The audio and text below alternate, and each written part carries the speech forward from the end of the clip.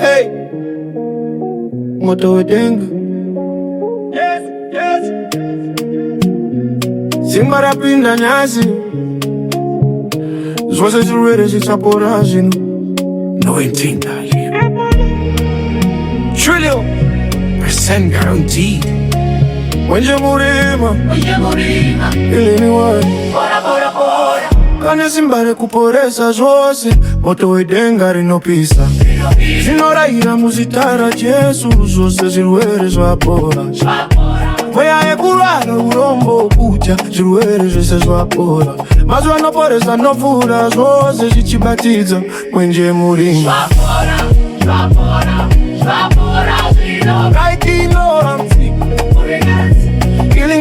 Ndine kwa Mwari, ndinofamba nemwenje ndinotsika pamusoro pezvakaipa moto wedenga rinoraya kurivara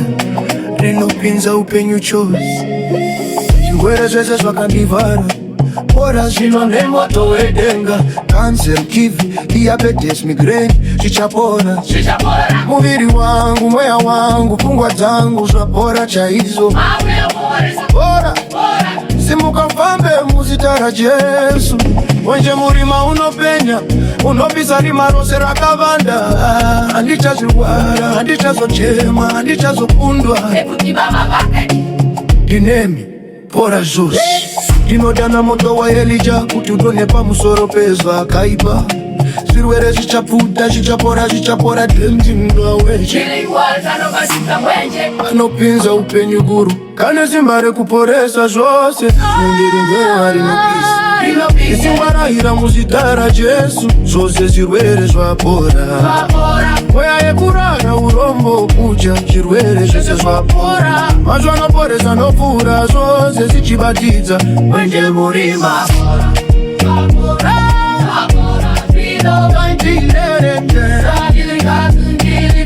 inde kwa Mwari ndinofamba nemwenje ndinotsika pamusoro pezvakaipa moto wedenga rinoraya kuruvara rinopinza upenyu chose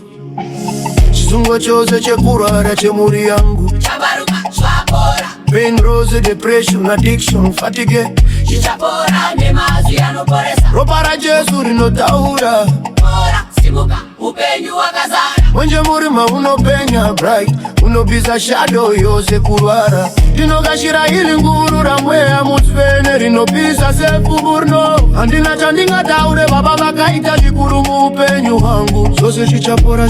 forever notarimba moto wedenga rinodona rinobatidza mwenje mukati mangu ilinaina chiliwedza ndobatidza ngweche inopinza utetapo bora upenyu bora moto wedenga pisa kurwara mazuva anoporesa batidza mwenje murima buda mwenje pinda ndinoti zvirwere zvapora chiri mukimaro zvapora chinu ndichipururudza ndichitamba ndichisimudza maoko ai ekuti moto wedenga rinoporesa zvose rinopinza mwenje zvose zvapora nyasi Jesu wakakura haleluya zvapora murabi mukuru